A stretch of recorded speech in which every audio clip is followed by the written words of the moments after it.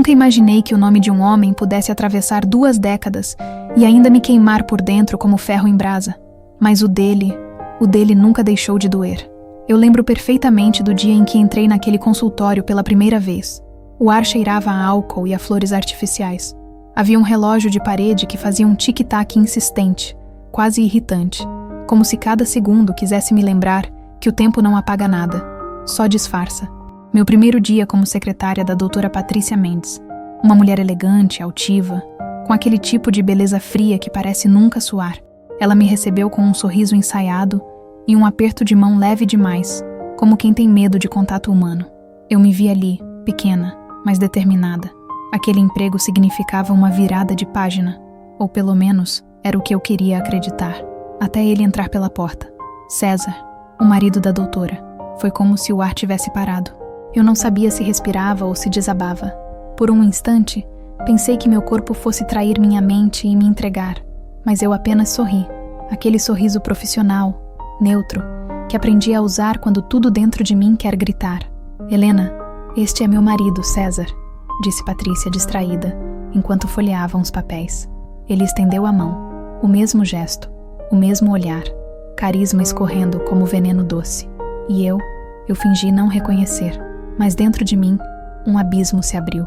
A voz dele, o jeito que pronunciou meu nome, o leve aperto na minha mão, tudo me levou de volta para os noticiários, para as noites em que minha mãe chorava escondida no quarto, para o corpo do meu pai, estirado no chão da sala.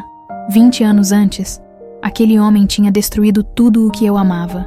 E agora, o destino, ou talvez o inferno, me colocava ali, diante dele, como quem entrega uma lâmina a uma mulher que aprendeu a sorrir com os lábios e odiar com o coração. Não era coincidência, era convocação, e eu aceitei. Nos dias seguintes, aprendi o ritmo da casa, os hábitos da doutora, os horários de César. Ele sempre chegava ao final da tarde, com cheiro de uísque e sucesso. Cumprimentava todos com aquele mesmo charme calculado. O tipo de homem que faz todos acreditarem que é incapaz de mentir, porque mente olhando nos olhos. E eu observava, sempre com calma, sempre sorrindo. Era estranho sentir tanto ódio e, ao mesmo tempo, tanto fascínio. Eu não via mais o homem de terno e relógio caro. Eu via o predador que arrancou meu pai da vida e me ensinou, ainda menina, que justiça é coisa que não existe para os pobres. Mas agora, eu tinha um lugar ao lado dele. E ele nem desconfiava. A cada conversa casual, a cada vez que ele passava perto demais, eu sentia uma vertigem. Não era medo. Era poder. E pela primeira vez em muitos anos, eu senti que o jogo poderia mudar, mas ainda não era a hora. Primeiro, eu precisava me tornar invisível. E invisibilidade, aprendi cedo, é uma arte. Você não se esconde. Você se dissolve. Helena vai se aprofundar no plano, nos segredos de César e no passado que ela quer desenterrar. Levei 3 dias para confirmar o que já sabia desde o primeiro olhar. 3 dias fingindo normalidade, digitando relatórios, agendando consultas, sorrindo quando o coração queria gritar. Mas na 3ª noite, quando todos já tinham ido embora e o silêncio do consultório era tão denso que eu podia ouvir o som do meu próprio sangue, abri o computador e procurei. César Albuquerque, empresário. E lá estava ele. O mesmo sorriso nas fotos, o mesmo ar de sucesso, só que agora acompanhado de prêmios, manchetes, colunas sociais, discursos sobre ética corporativa e empreendedorismo responsável. Quase ri, quase. Desci os olhos e encontrei o nome da antiga empresa dele, o mesmo grupo que há 20 anos havia dado o golpe que destruiu a empresa do meu pai. Aquele nome que eu evitava pronunciar, como se fosse uma maldição. Albuquerque Tavares Litida. Meu pai confiou neles. Era um homem de palavra, desses que assinavam contratos sem ler porque acreditavam na honra. E foi exatamente essa fé que o matou. Lembro da última conversa que tivemos. Eu tinha 11 anos. Ele estava sentado à mesa, com os olhos vermelhos e o jornal tremendo nas mãos. Eles tiraram tudo, Helena. Tudo. Minha mãe chorava no quarto. A casa parecia menor, abafada, como se o ar tivesse vergonha de circular ali. Naquela noite, meu pai prometeu que resolveria as coisas. 3 dias depois, o corpo dele foi encontrado na garagem, dentro do carro, com o motor ainda ligado. e o nome de César estava em todas as matérias. Empresário inocentado em escândalo de fraude. Investigação aponta falhas da vítima. A vítima era o meu pai, mas o mundo acreditou no outro. Eu vivi 20 anos com aquele nome preso na garganta, como uma farpa que nem o tempo conseguiu empurrar para fora. E agora, ali estava eu, sentada a poucos metros do homem que matou meu pai com uma assinatura e um sorriso. Não sei explicar o que senti. Não era ódio puro. Era algo mais refinado, mais calculado. Era uma fome, uma vontade de devolver ao universo a mesma dor, mas com elegância. Nos dias seguintes, comecei a estudá-lo, a observar os detalhes que os outros ignoravam. O modo como ele mentia sem pestanejar, o brilho de arrogância nos olhos quando falava de negócios, o cuidado exagerado com a própria imagem. Tudo nele era um espetáculo. E eu, sentada na plateia, pronta para aplaudir, até o momento de puxar o pano do palco. Não podia agir de imediato. César era inteligente, acostumado a controlar tudo e todos. Se eu mostrasse um mínimo de ressentimento, ele perceberia. Então, fiz o que toda boa predadora faz. Me tornei agradável, submissa, confiável. Comecei a cuidar dos detalhes pessoais da doutora Patrícia, a lidar com suas viagens, com as flores que César mandava, com os presentes de aniversário. E ele, aos poucos, começou a notar minha presença. Não como uma ameaça, mas como uma sombra simpática. Um dia, ele apareceu sozinho no consultório, dizendo que precisava pegar um documento da esposa. "Você é eficiente, Helena", disse ele, apoiando-se no balcão. "Patrícia vive elogiando seu trabalho."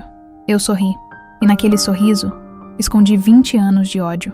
Naquela noite, em casa, olhei para o espelho e percebi que não era mais a mesma. Meu rosto parecia outro. Não havia medo, não havia hesitação. Só um plano começando a nascer. Há algo de sedutor em caminhar entre as pessoas e saber que você guarda um segredo que nenhuma delas imagina. É como ter uma bomba nas mãos e escolher o exato momento de acendê-la. E por alguma razão que ainda não sei explicar, essa sensação me dava vida. Nos primeiros meses, meu trabalho com Patrícia se tornou impecável. Ela começou a confiar em mim de um jeito quase íntimo. Deixava sua bolsa comigo, me pedia conselhos sobre roupas, até confidenciava detalhes sobre o casamento. Patrícia era uma mulher que gostava de parecer forte, mas bastava uma frase bem colocada para que suas inseguranças saltassem à superfície. E eu aprendi a encontrá-las. César, por outro lado, era o oposto. Onde ela era emoção, ele era cálculo. Onde ela duvidava, ele decidia. E eu sabia, absolutamente sabia, que o ponto fraco de um homem como César era o mesmo que o tornava perigoso. A vaidade. Comecei a alimentá-la. Com gestos pequenos, palavras lançadas ao acaso, como quem não tem intenção alguma. Um elogio aqui, um olhar ali. O tipo de atenção que ele fingia não notar, mas notava.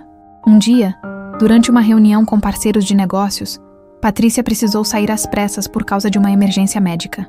César permaneceu na sala, revisando documentos. Eu fiquei para organizar os arquivos. Ele se aproximou, perto demais. "Você é diferente, Helena", disse ele sem levantar os olhos do papel. "Não é como as outras funcionárias." "Em que sentido?" perguntei, fingindo desinteresse. "No jeito como observa. Parece que entende mais do que deixa transparecer." Engoli o medo e respondi: "Acho que aprendi a ouvir mais do que falo." Ele sorriu, satisfeito. E eu soube que a armadilha estava lançada. Naquela noite, não dormi. Fiquei lembrando da expressão dele, da forma como me analisava, e me odiando por sentir o corpo reagir. Odiava a ideia de que ele pudesse me causar qualquer coisa além de repulsa. Mas vingança também é feita de fraquezas, e eu usaria até as minhas, se fosse necessário. Passei a ser indispensável. Organizava compromissos, agendas, reuniões, tudo com uma precisão que beirava o obsessivo. César começou a me incluir em reuniões particulares, pedindo minha ajuda para preparar relatórios, revisar contratos. Eu fingia admiração pelo talento dele, enquanto observava de perto seus métodos, seus contatos, suas trapaças sutis. Ele não tinha mudado, só tinha aprendido a se esconder melhor. Mas o destino parecia testar minha paciência. Em uma noite, Patrícia me convidou para jantar em sua casa. Gesto de gratidão. Fui. E lá estava ele, sentado à cabeceira, rindo com amigos, como um homem exemplar. A mesa era linda. A casa impecável. Tudo o que minha família perdeu por causa dele. Enquanto brindávamos, o som do cristal se chocando me soou como o eco de um tiro. E por um segundo, imaginei o rosto do meu pai, coberto de fuligem, o olhar perdido, o motor do carro ainda ligado. Segurei o copo com tanta força que quase o quebrei. César notou. "Está tudo bem, Helena?" perguntou, com aquele tom paternalista que eu odiava. Sorri, recuperei o controle. "Tudo ótimo, senhor. Só lembrei de uma coisa." E ele sorriu de volta, satisfeito por pensar que me causava nervosismo. Mal sabia ele que o que me tremia por dentro era a fúria contida de 2 décadas. Nas semanas seguintes, comecei a testar os limites. Alterava pequenas informações em relatórios, trocava horários de reuniões, deixava escapar comentários sutis que plantavam dúvidas entre ele e seus sócios. Nada grande o bastante para levantar suspeitas, mas suficiente para corroer a confiança. E ele, convencido de que tudo estava sob controle, nem percebia. Era como assistir a uma casa desabar por dentro, tijolo por tijolo, enquanto as paredes ainda pareciam de pé. E quanto mais eu via os primeiros rachados, mais sentia prazer. Mas vingança é uma arte cruel. Exige paciência e sangue frio. E, às vezes, exige também que a gente dance com o inimigo. Literalmente. Na festa de aniversário de Patrícia, César me convidou para dançar. Foi um gesto espontâneo, ou talvez uma provocação. Eu hesitei por um segundo. Tempo suficiente para que ele insistisse. "Só uma música, Helena. A doutora não se importará." A música começou lenta. O toque das mãos dele em minha cintura me causou náusea e poder ao mesmo tempo. Enquanto girávamos, ele se inclinou e sussurrou. "Você tem algo de perigoso, sabia?" Sorri. "Espero que sim." Ele riu, achando graça. E naquele riso selamos o início do jogo. Sempre acreditei que o poder tem um som. Não é o de uma ordem dada, nem de uma porta batendo. É o som do silêncio quando o outro faz exatamente o que você quer, achando que é por vontade própria. E César, o grande empresário, o homem que ditava regras e comprava consciências, estava prestes a aprender o que é ser manipulado por algo que ele nunca imaginou, uma mulher ferida. Depois daquela dança, as coisas começaram a mudar. As conversas ficaram mais longas, os olhares mais demorados. César passou a me ligar fora do expediente, às vezes sob o pretexto de assuntos de trabalho, às vezes sem pretexto algum. Eu atendia com voz calma, calculando cada palavra, cada respiração. Ele gostava de me ouvir. Dizia que minha voz o deixava centrado. Mal sabia ele o quanto eu estava me divertindo ao perceber o quanto já o tinha desestabilizado. Patrícia, coitada, continuava sem desconfiar. Ela acreditava que eu era a melhor coisa que já lhe acontecera profissionalmente. "Helena, você me salvou", dizia ela. "Desde que entrou aqui, tudo flui melhor." E eu sorria. "Sim, doutora. Tudo está fluindo exatamente como deve." A cada semana, César me confiava mais segredos. Documentos de contratos, planilhas financeiras, informações que ele não dividia nem com os sócios. Dizia que eu tinha olhar clínico. O que ele não sabia é que, enquanto lia aquelas planilhas, eu também lia o mapa da sua destruição. Encontrei movimentações suspeitas, contas em nome de terceiros, transferências internacionais. Era lavagem de dinheiro, e era mais grave do que imaginei. Foi nesse ponto que percebi. Não havia mais volta. A vingança, até então, era um jogo emocional, mas agora tinha se tornado uma missão, e missão não se abandona pela metade. Numa tarde chuvosa, Patrícia me pediu que entregasse um envelope pessoal a César, que estava num evento do setor financeiro. Quando cheguei, o salão era todo espelhos e luz dourada. Ele me viu e sorriu. Aquele sorriso treinado, que já não me impressionava, mas me servia de bússola. "Helena, que surpresa boa", disse, enquanto me guiava para um canto mais reservado. Entreguei o envelope. Tentei ir embora, mas ele segurou meu pulso. "Fique. Vamos brindar." Havia algo diferente nele naquele dia. Um ar de quem se achava invencível. "Você confia em mim, Helena?" perguntou. "Eu? Claro. Por que não confiaria?" Ele riu baixo. "Porque as pessoas sempre têm motivos para esconder o que pensam. Você, por exemplo, me intriga." Fingi timidez. "Não sei o que dizer." "Então não diga nada." E me beijou. Foi um beijo frio, sem ternura, um gesto de posse, o tipo de beijo de quem confunde desejo com domínio. Mas eu deixei. Não porque queria, mas porque entendi que o caminho da vingança passa, às vezes, pelo vale da degradação. E naquele instante, César acreditou que tinha vencido, que eu era dele, que a secretária submissa finalmente sucumbira ao charme do patrão. Mal sabia ele que naquele mesmo beijo eu selava sua sentença. A partir dali, ele começou a me envolver em tudo. Reuniões confidenciais, viagens de negócios, jantares em que Patrícia não estava presente. Às vezes eu me sentia suja, outras, sentia poder, mas o poder é uma droga silenciosa. E quanto mais você tem, mais quer. César, sem perceber, me transformava na sua sombra indispensável. E quanto mais ele me confiava, mais eu roubava. Roubava informações, roubava segredos, roubava o controle. E o melhor, ele achava que me possuía. Aos poucos, comecei a montar um dossiê. Prints, documentos, áudios, registros de transferências. Tudo catalogado, arquivado, escondido num pendrive dentro de um livro que ninguém jamais abriria. O Príncipe de Maquiavel. Sim, ironias me agradam. O ápice do seu orgulho veio numa noite em que ele me chamou para jantar, sozinho, num restaurante caro. Lá, entre taças de vinho e luz baixa, ele me olhou como quem contempla um troféu e disse: "Você sabe que eu poderia te fazer subir na vida, não sabe?" "Já me fez subir", respondi sorrindo. "Até onde eu precisava." Ele não entendeu. Brindou, satisfeito. E foi nesse momento que percebi. Ele já estava no centro da armadilha. Só faltava puxar os fios. O ponto sem retorno havia chegado. Eu não podia mais hesitar. Não era apenas uma vingança. Era uma sentença. E a execução seria lenta, cruel e perfeita. Havia noites em que revisava o dossiê, até que minhas próprias mãos tremessem de cansaço.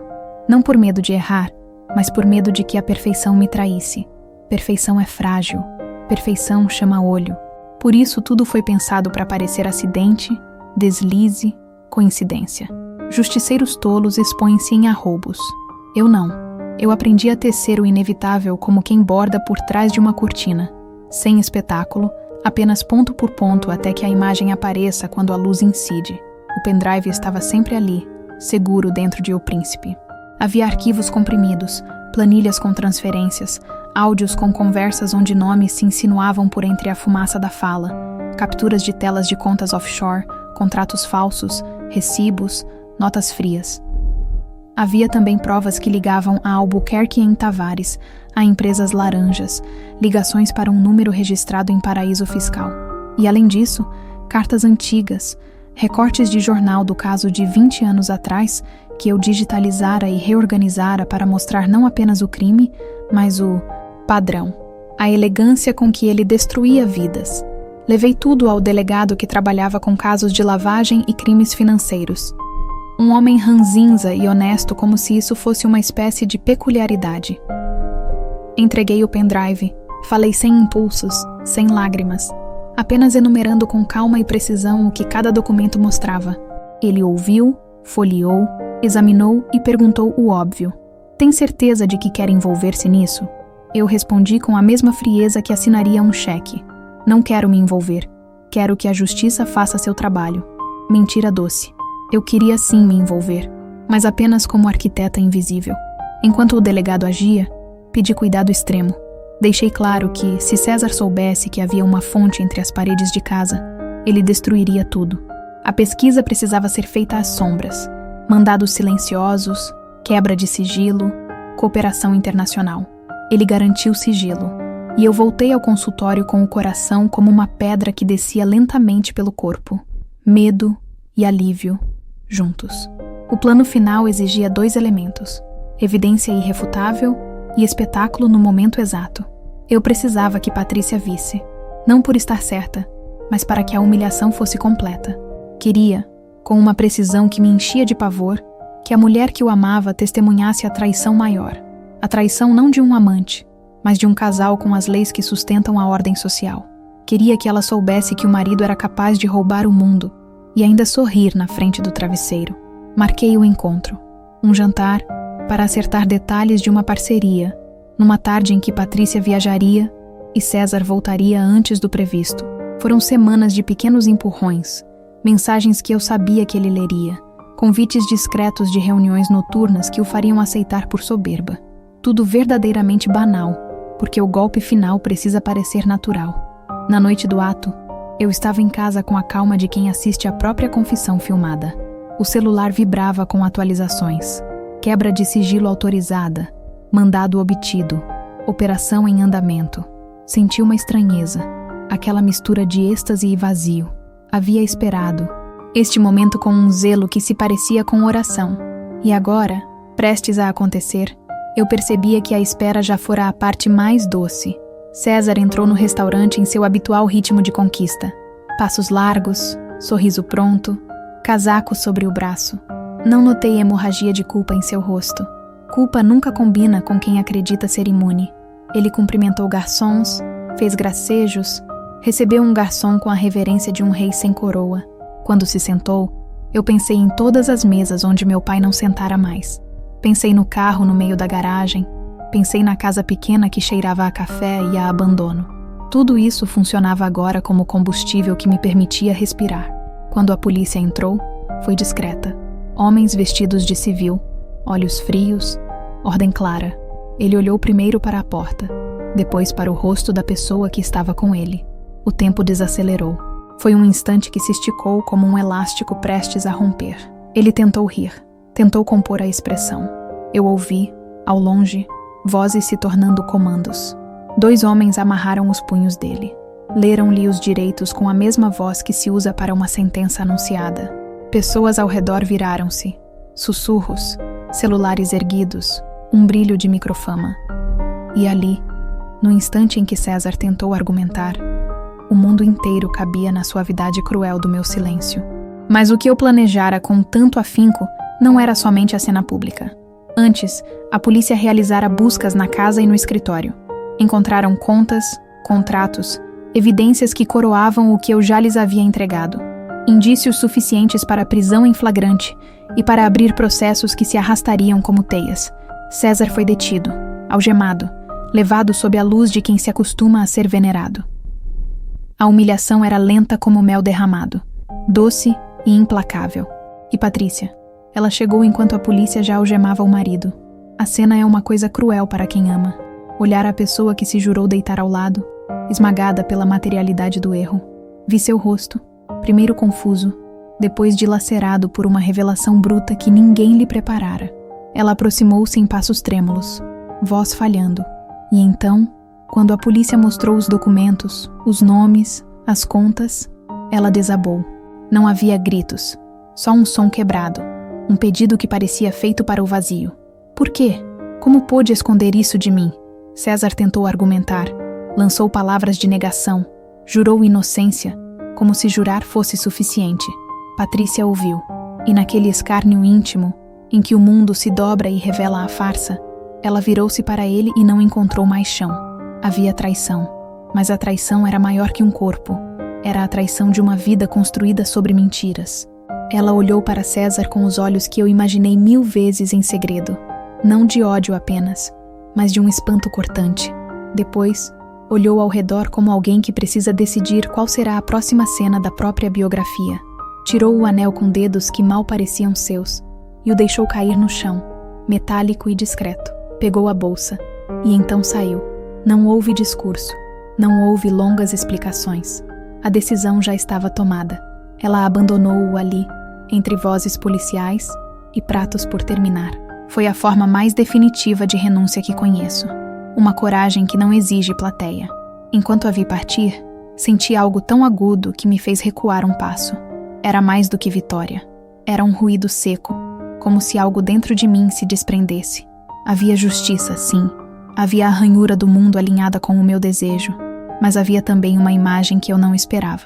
Patrícia carregando o próprio corpo partido para longe do homem que a traíra. Havia dor real, não performática. E eu, que planeara tudo, percebi que a verdade não se reduz a uma vingança bem-sucedida. Ela sempre arrasta espectadores para dentro do caos. César foi levado. A imprensa pegou o fio. As manchetes no dia seguinte eram um bumbo que ecoava a minha satisfação e, ao mesmo tempo, a minha prisão interior. Eles falavam de queda, de escândalo, de empresário que burlava leis. Eu li as matérias com dedos que não tremiam mais, mas que também não pulavam de alegria como imaginara. Vitória sim, com sabor agridoce. E eu permaneci invisível. Ninguém nunca soube de mim como a fonte direta. Falei por trás de uma mesa de delegado, por trás de arquivos, por trás de noites de vigilância. Ninguém imaginou que a secretária de sorriso contido seria a autora desta guerra silenciosa. E eu gostei disso. O anonimato é a última piedade que o vingador pode pedir a si mesmo. As semanas após a prisão foram um recuo do mundo, um movimento lento de se organizar. A cidade gosta de limpar sua sujeira com manchetes e depois esquecer. Para mim, as manchetes eram mapas de uma ferida cicatrizada por fora, mas dolorida por dentro. Patrícia deixou de vir ao consultório por tempo indeterminado. Alguns diziam que viajara, outros que permanecia em um hotel à espera de documentos e advogados. Eu ouvia rumores, via comentários, mas evitava investigar. Deixei que as coisas caíssem no lugar que eu havia escolhido para elas. A consequência. Passei a andar com calma calculada, como quem aprendeu a respirar enquanto carrega um segredo. Algumas pessoas me cumprimentavam na rua, outras me reconheciam das bancas de jornal. O mundo, afinal, continuava a operar sobre as mesmas engrenagens de sempre. Cafés vendendo pressa, crianças correndo, homens em reuniões que ainda apostavam em discursos sobre ética. Eu ria, uma vez ou outra, sem alarde. A liberdade tem nuances estranhas. Não é a ausência de correntes, e sim a capacidade de escolher quais correntes aceitar. No íntimo, houve uma transformação que eu não previa. Durante anos, a vingança alimentara-se de uma imagem fixa. O rosto do meu pai, as contas vazias, os contratos que mataram a dignidade. Mas quando a imagem finalmente caiu no chão, não encontrei apenas um corpo de papel rasgado. Encontrei também o peso do que eu carregara. O desejo de justiça que se transformou em algo que me definiu por quase 2 décadas. E ali, naquele silêncio pós-tempestade, percebi que a vida não se recompõe como um vaso colado. Restos permanecem, linhas de insegurança que o tempo não unira. Houve noites em que acordei pensando que tinha falhado. Não porque o homem estivesse preso, mas porque a prisão não trouxe meu pai de volta. Não reverteu o som da chave girando na fechadura do passado. Havia, ao lado da vitória, uma verdade que age como um espinho. Justiça material pode ser feita. A reparação emocional é outra espécie de tarefa, e talvez mais silenciosa, mais eterna. E, no entanto, havia beleza também. Patrícia abandonara-o. Aquele abandono, que em outras histórias poderia ser vingança, aqui teve contornos surpreendentes, um gesto de preservação. Vi nisso algo que retificava de algum modo a ordem moral que eu buscara. Nem tudo que destruímos precisa ser acompanhado de ódio. Vivo, algumas renúncias são tão profundas que tornam-se uma forma de libertação. Talvez Patrícia tenha encontrado naquela queda a oportunidade de se libertar do peso de um lar construído na mentira. Muitas pessoas me chamaram semanas depois para falar do caso, para entender como um homem tão poderoso caíra. Eu respondi com a língua presa. Não sei. Fizeram a investigação. Coisas acontecem. Verdades parciais. Era um jogo que eu mantinha por pudor. Confessar tudo teria sido regalar ao Guiú. Mundo o prazer de conhecer a artimanha. E eu nunca deixaria essa generosidade para quem me ensinara a enganar. Houve, entretanto, uma manhã em que passei em frente à casa onde tudo ocorrerá sempre nos meus sonhos. A antiga garagem, o silêncio que ficou. Parei o carro, olhei para a janela e ovisquei o local como se ele fosse um relicário. Não havia mais os recados, nem o perfume de sucesso, só a ausência. Sorri sem som e segui em frente. A reviravolta que me reserva este final não é de roteiro policial, é humana. Ganhei o que queria, a queda, o desmoronar público, mas perdi algo que só comecei a perceber depois, a inocência que restava em mim. Eu deixara de ser a menina que acreditava em promessas. Tornei-me alguém que sabia que a justiça pode vir com mãos manchadas. Isso me ensinou algo importante e doloroso. A vingança cura o corpo, nem sempre cura a alma. Por isso, meu último ato nesta história não foi gritar vitória, nem sentar para escrever bilhetes de glória. Meu último ato foi uma escolha simples e sussurrada. Seguir vivendo, com a mesma discrição com que arquitetara tudo. Viver era a única forma decente de honrar meu pai. Mostrar que a vida, mesmo marcada, pode continuar. Era também uma prova de que eu não buscara a destruição por prazer gratuito, mas por uma necessidade ancestral de restaurar um pouco da ordem que me roubara. Na última página do meu diário, escrevi: a justiça veio com um atraso de 20 anos, mas ela veio. Não trouxe o que perdi, trouxe outra coisa. A constatação de que sou mais forte do que pensei. Não perdoei por misericórdia, perdoei porque cansei de carregar. E foi verdade. Perdoei não por benevolência, mas por cansaço e por desejo de continuar. A vingança serviu ao seu propósito. Mostrou ao homem que a mentira tem limites. César passaria anos contestando em tribunais, tentando derrubar evidências, usando o poder que ainda tinha para atrasar o inevitável. É a sina dos poderosos. Eles prolongam sua queda em audiências e recursos. Mas o seu derradeiro trono estava quebrado. Patrícia já não voltaria. E meu silêncio permaneceu intacto. Ninguém jamais soube que a mulher com sorriso contido fora quem puxara o fio. E quando sinto a maré do passado crescer em sonhos, lembro do rosto do meu pai e digo para mim, com a voz sem alarde que aprendi a usar: você foi vingado. Agora vive. Viver, afinal, foi a vingança mais amarga e mais doce que poderia me dar.